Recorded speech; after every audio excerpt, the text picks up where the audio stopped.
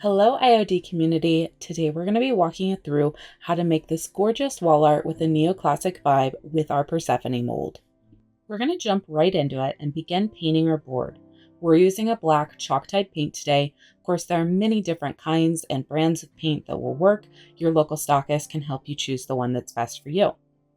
So we're going to go ahead and get some nice good coverage. This board happens to be very porous, so it only needed one coat.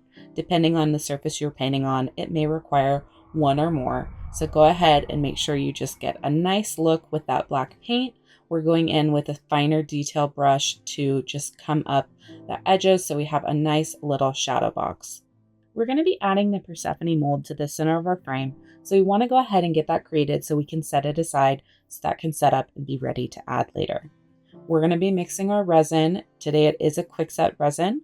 We're mixing it 1:1, but make sure you read your box for the specific instructions for your brand of quickset resin.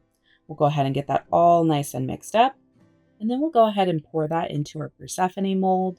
And then we're just going to set this to the side and we'll let it set up. It'll take about 10 minutes with our particular resin. We use a popsicle stick just to move that around and make sure that we don't have any bubbles. Next up, we're going to use our IOD Air Dry Clay and our Classic Elements mold. We'll go ahead and dust a cavity with some cornstarch, making sure to tap that over and get out any excess. We're using this nice beaded edge. And you can see that Olivia has rolled the clay into one long piece and then gently smush that into the cavity. She'll use her thumb up against the micro rim to remove any excess. She'll then flip over the mold and gently remove her castings. You want to be careful here not to smush your castings too much. You don't want to distort them. She'll go ahead and create 8 of these different castings to put on that inner bevel of her frame. She's then going to take some Tightbond Quick and Thick, which she's poured onto a plate, and using a small applicator, she's putting a nice thin coating on each piece and then laying it around that inner bevel of our frame. If you're new to IOD molds, it's a great idea to check out our IOD Mold 101. It's going to walk you through the best tips and strategies for getting great castings from your molds. As the molds dry, they do naturally crack. This often lends to the authentic vintage look of your pieces, but if there's areas that crack a little bit too much for you or you'd like to fix, there are also tips and strategies in this video to handle those areas. As we watch Olivia finish laying her final molds on the inner bevel, let's talk about the next step in this project. We're going to be stamping our black background with our Veranda Stamp, and we're going to use a masking technique with the included masks, which is a wonderful technique to keep in your repertoire. It's great for layering, and you're definitely going to want to learn to do this. So we'll go ahead and show you how to do that. And then we'll be creating some more castings using our IOD Trimmings mold to create a nice, beautiful leafy border on the sides. It's going to cover that whole frame edge. And then we're going to add a few little elements on the top and bottom to hide our connecting edges. And we will finish by adding our beautiful Persephone in the middle.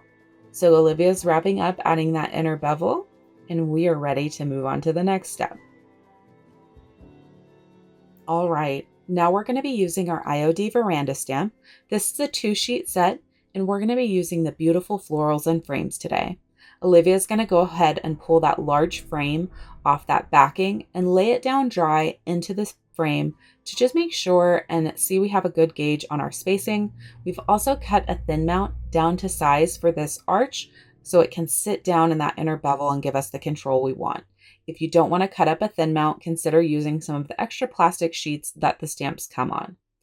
We have used our IOD White Decor ink today. We think that's going to give us a beautiful, clean impression, but you could also use a paint if you'd like to. So we're stamping up, getting that nice and juicy. We got it a little too juicy on the inside, so we're taking a baby wipe to quickly wipe up any edges here. This little step will just help ensure that we don't have any unwanted areas of ink transferring to our design. Olivia's going to line it up, get that just right, and then she's going to push down and commit, making sure to use nice even pressure around all edges of the stamp to get that great impression. And then she will lift up quickly. Once it's dry, you can grab the frame mask that matches the frame that you use and gently set that over. You can secure this with tape, although Olivia is very brave and has set it down without anything securing it. Sometimes the elements behind, like the paint, are tacky enough that they'll stay in place anyways. So you do what's best for your project. She's going to come in now freehand with one of the florals that she's inked up from that same sheet. You can see up at the top, she's really using that mask, making sure not to go to the inside, but she's adding these beautiful floral wreathing details with the stamp. When she's all done, she'll lift up that mask, and now we have our final background design. She's going in with the black brush to just cover up a little spot where she got a little bit of white that she didn't like. So this is forgiving. You can go in and touch up any little areas that you might have gotten a little extra ink. And now we're all set with our background details. We're going to go back to our Persephone mold, which is all set up now. Look at her. Isn't she gorgeous? All those beautiful details. We are going to take our paint. We're using a nice off-white, kind of creamy color, and we're using that brush to just go in and go over all of her face and details, covering up that resin so it's going to match the outside of our frame when we're done with our project. Go ahead and set that to the side to dry and grab your IOD Trimmings 1 mold. Go ahead and dust that with cornstarch. We're using the nice leafy border that you can see up here on the screen. Olivia's rolled the clay into much bigger chunks this time for this larger design, and you can see that actually here she needs to use a couple different segments. Just make sure to overlap that clay where it's connecting, so you make sure to get a nice good connection so it doesn't break into 2 pieces as you remove it. We're going to be casting 6 different segments. We'll want 2 for the top arch, 2 for the sides, and 2 for the bottom. So go ahead and get all of that clay in there, build those beautiful castings, and then we're going to go back to our Classic Elements mold, and we're going to pull a nice shell detail for the top. Do make sure to look at the final image for our project to see exactly which one we used, because the one on screen is not the actual final detail we used for the top. Sometimes you create something and decide that that just isn't it, and we decided we needed something a little bigger. So you can see that we are setting our pieces down on the edge and getting ready to glue.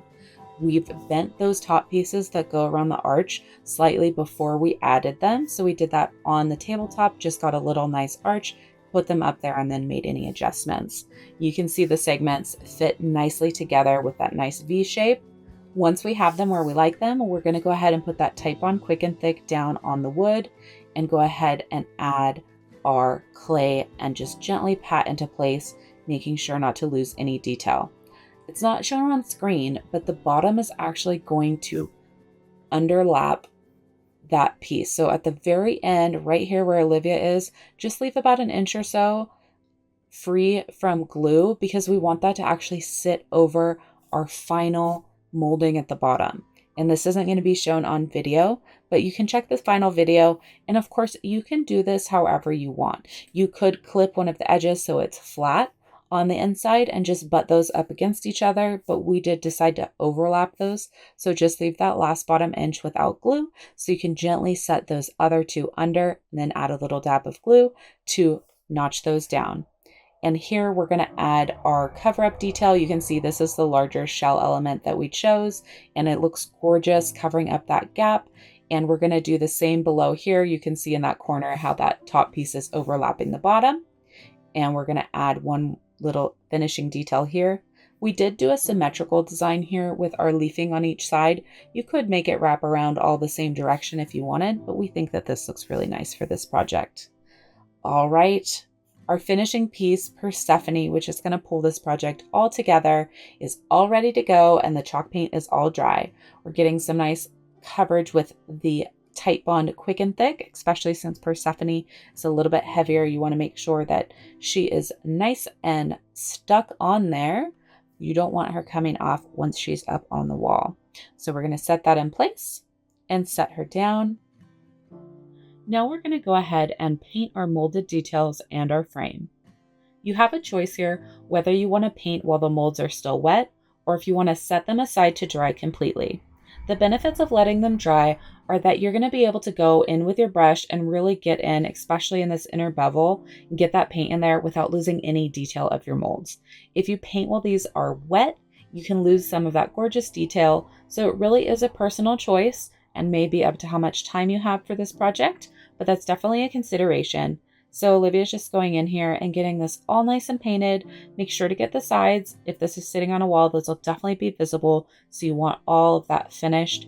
If you get any white on that inside of your shadow box, you can always go in a little bit later and touch up with the black.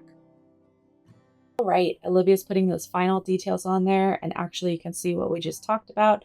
She's just touching up with black on that inner edge for a few places that got a little bit of extra white. For our final step, we are going to make all of these gorgeous mold details pop with some gold leaf paint. We set this aside so it's fully dry.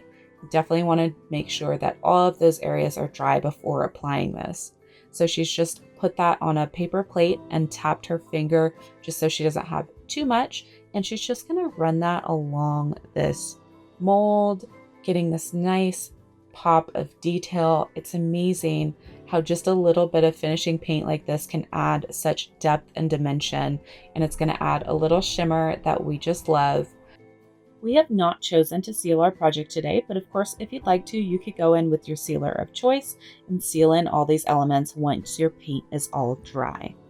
So we've used this trimmings mold today to create this beautiful frame, as well as the beading from Classic Elements. But don't forget that you can use this technique to up level all sorts of frames. Think about the frames you could find at a thrift store that are just plain and needing some love, and we've just used one of the designs from Trimmings 1. There are so many others to explore, and we have another mold, Trimmings 2, so you have so many options to pick from to create just beautiful personalized frames from thrifted finds. All right, Olivia's going in with her final details on Persephone.